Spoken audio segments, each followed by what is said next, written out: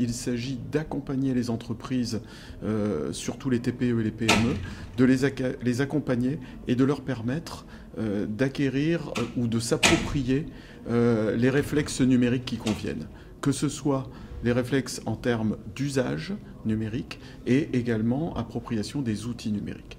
Il existe aujourd'hui une très grande diversité d'outils numériques qui s'offrent aux entreprises et il faut les aider à faire un choix parmi ces outils.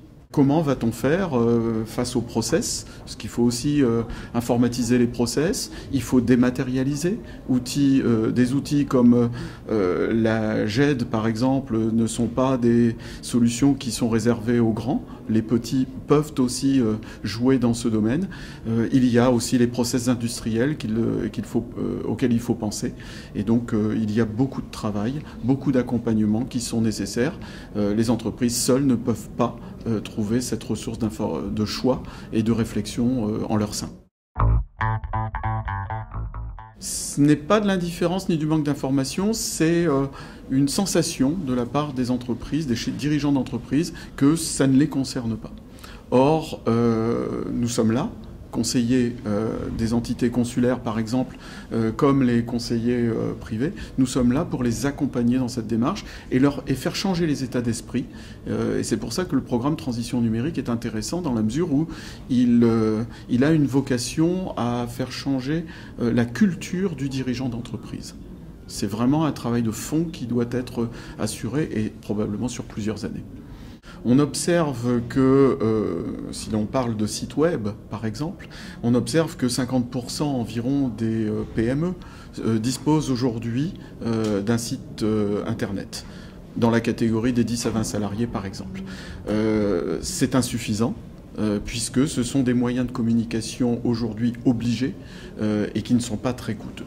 Donc il faut que les entreprises se les approprient. Et puis quand elles se sont dotées d'un outil comme un site internet, encore faut-il qu'elles le mettent à jour. Là encore, un sondage de 2012 indiquait que environ 70% des sites internet français ne sont pas dans cette catégorie, ne sont pas mis à jour depuis au moins un an. C'est anormal et donc nous contribuons sur ces simples exemples à faire évoluer les mentalités des entreprises. Lorsque un dirigeant d'entreprise engage une telle réflexion, c'est de se poser la question, ça me coûte quoi aujourd'hui? Généralement, ils ne savent pas ce que leur process habituel leur coûte, et ça pourrait me permettre quelle économie et quel retour sur investissement.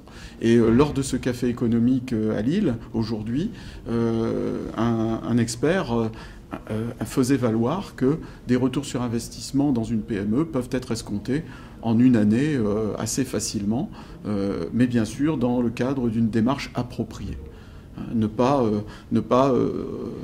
travailler sans une réflexion, un cahier des charges et une démarche vraiment prudente, mise en concurrence des consultants et mise en concurrence des solutions retenues.